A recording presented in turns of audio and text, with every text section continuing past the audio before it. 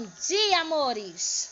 Vamos corrigir os exercícios que nós ficamos de fazer. Eu passei na aula da segunda-feira, eu passei linguagem formal e linguagem informal para vocês.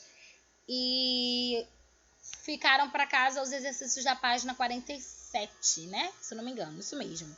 Então, nós vamos fazer a correção desses exercícios, ok? Quero que vocês peguem aí os livros de vocês, se possível, para a gente poder fazer essa correção. Vamos lá. Linguagem formal ou informal? Na 46 tinha um textinho com uma explicaçãozinha bem resumidinha, igual eu coloquei para vocês no vídeo da aula passada. E aí tinha dois textos. Trecho da crônica Língua Brasileira. Vamos ler rapidinho? O Brasil tem dessas coisas. É um país maravilhoso, com o português como língua oficial, mas cheio de dialetos diferentes. No Rio de Janeiro e aí, meu irmão, CB, sangue bom. Na cidade de São Paulo, eles botam o I a mais na frente do N. Ora, meu, tô por dentro, mas não tô entendendo o que eu tô vendo. E no interior, falam com um R todo enrolado. A Fernanda marcou a porteira. Dá um nó na língua. A vantagem é que a pronúncia deles no inglês é ótima.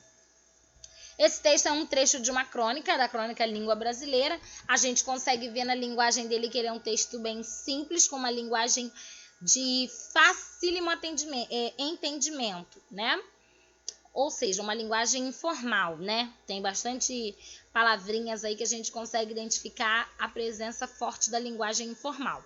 Já o texto 2, Variação Linguística, é um texto de um professor chamado Marcos Bagno.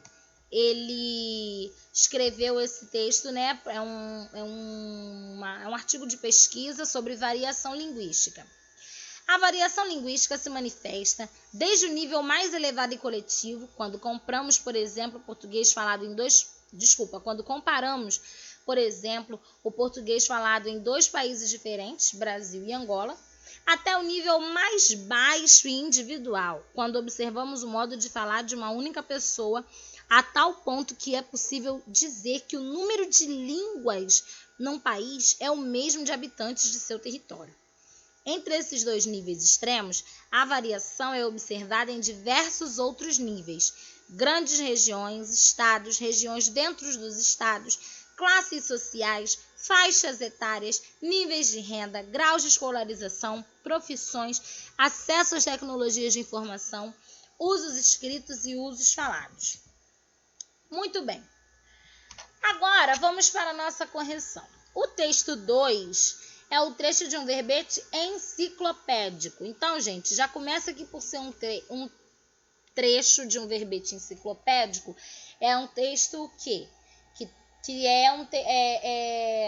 eu não vou dizer acadêmico, ele não é acadêmico não, mas ele tem uma linguagem própria para estudantes, para quem está pesquisando, né? Estudantes, pesquisadores, alunos. Então, ele possui uma linguagem formal.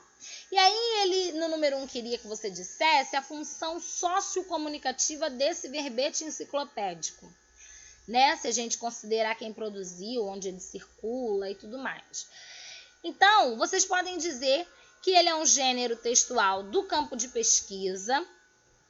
Ele circula em gêneros, em meios digitais, em sites de pesquisas acadêmicas. Ele foi produzido por Marcos Bagno, que é um professor excelentíssimo, que tinha o intuito de fornecer informações às pessoas que estão estudando, pesquisando sobre o conceito do que é a variação linguística.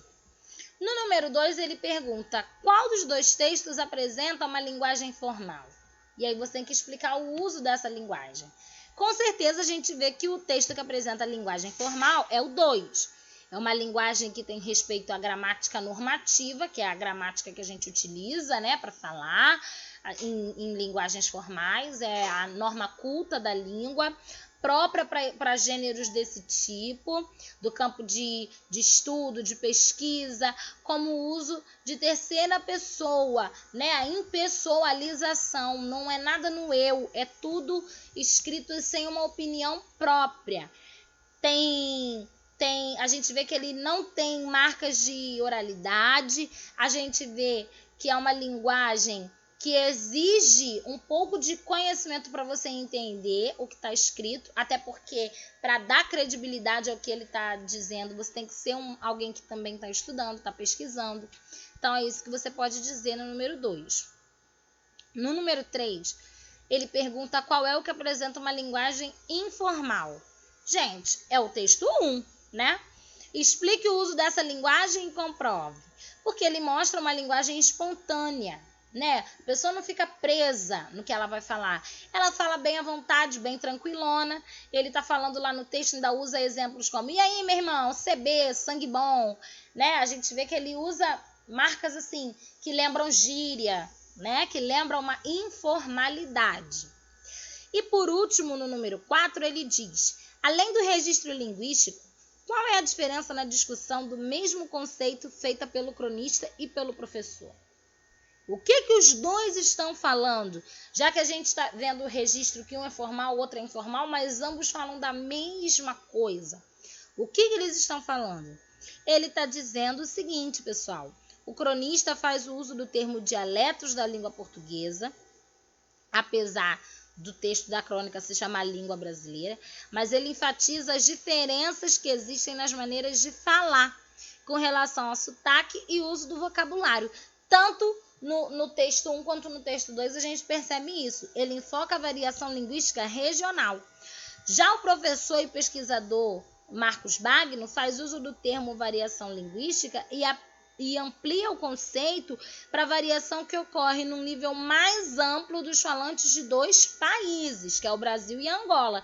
Mas em todos os dois a gente percebe traços parecidos, porque na Angola também tem a língua portuguesa, mas tem as formas peculiares de cada povo falar. Eu espero que vocês tenham entendido. Eu sei que eu falei um pouquinho rápido demais, porque o vídeo não pode ficar muito grande, mas eu acho que vocês conseguiram entender que, apesar dos dois textos serem diferentes na estrutura, ambos tratam a mesma coisa, que é o quê? A variação linguística. E o que é a variação linguística?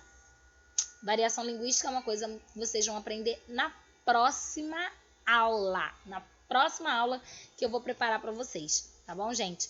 Grande beijo. Fiquem com Deus. Abraços.